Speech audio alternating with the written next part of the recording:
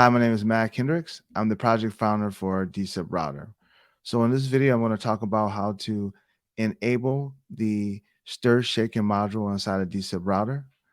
Many of you have already became FCC compliant around Stir Shaken, but there's many of you that still need to figure out a solution for being Stir Shaken compliant, especially if you have a large deployment of free PBX servers or a large deployment of Fusion PBX servers.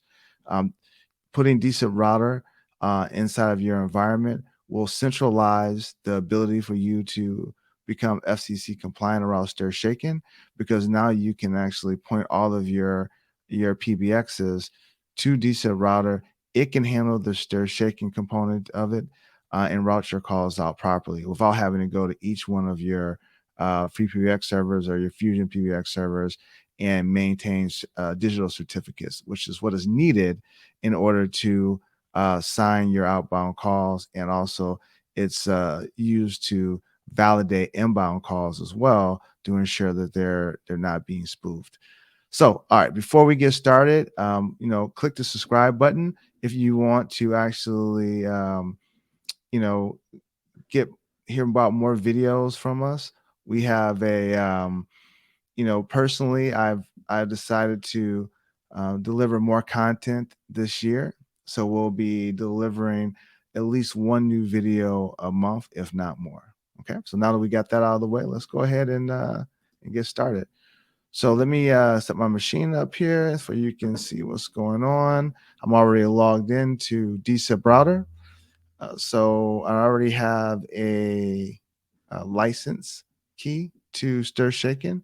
We include a new license manager for dSIPRouter 0.72. So that'll make it easy for you to get a license to this and start using it. So, okay, so now that we're in this module, I've already enabled it before, but just talk about these four fields here. With Stir Shaken, when you actually validate inbound calls, they will come off over being attested with either a, B, or C, and that will basically specify the probability of it being a fraudulent call. So you can actually prefix the caller ID with some value, such as maybe a V if if they come back with a attestation of an A, and then maybe you can come up with whatever else you want to prefix if they come back as a B or a C. If they are not validated, let's say they don't have an identity header, you also can maybe prefix those calls. So that'll also give the callee a heads up that these calls aren't validated, and it may be a high probability that this call is a fraudulent call. And then the other last thing I'll say about this is that you also can block invalidated calls. So let's say for some reason, a call comes over, doesn't have an identity header, you can just block that call. You won't even get to your end user. So that's another approach that you can do for this as well. So the thing that we're going to do now is set this up, and basically the way we have to set this up is that we need an actual certificate. And instead of actually going off and getting a real certificate and going through all the things that's needed in order to make that happen, some of you just kind of want to test this, validate that it works. So we're going to show you how to do a self-signed certificate in order to validate that. So let's go ahead and jump over to our dSIPRouter box. I'm already logged in. We provide a script under resources, go to Stir Shaken, and we'll just run this generate self-signed certificate. It really doesn't matter what we put in here because it's a self-signed, so I'm not going to go through the process of putting in real information. If I go back now that this was created, it's going to actually drop the certs into the Etsy dSIPRouter search directory, and then a directory called Stir Shaken. So this is the cert, and this is the key. Part of this setting this up, you have to specify the certificate URL. So we automatically make the certificate available via the web server built into dSIPRouter. So we'll just go through and just validate that that is working. And we'll just go search, and then it is spcert.pim.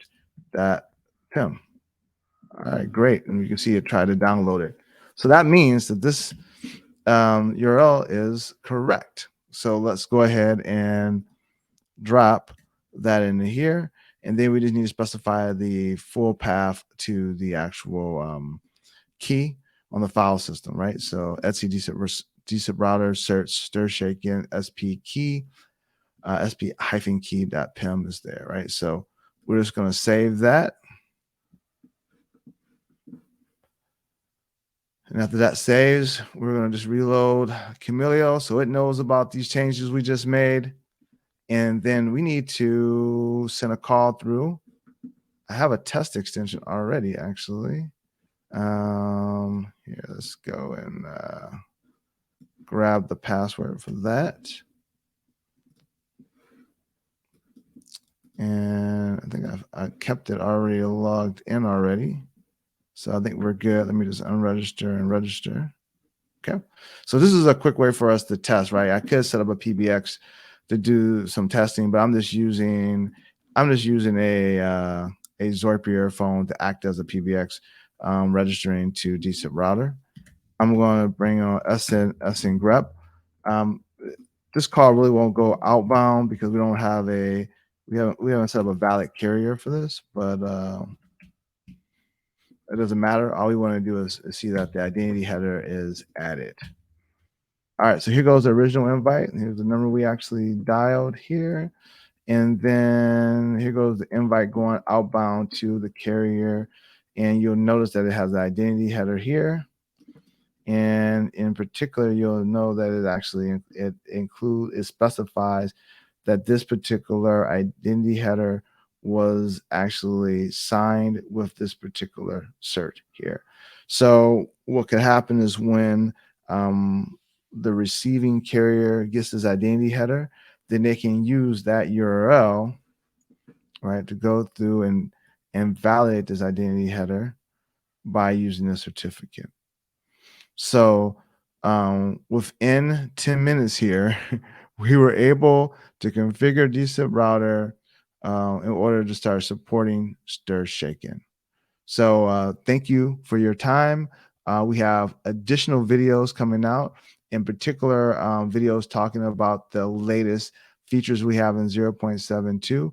But if you have a particular interest in a particular video, let us know. Put some comments below. I'll also put links to our dSIPRouter Slack channel and also our Google Forms. All right, have a great one. Talk to you soon.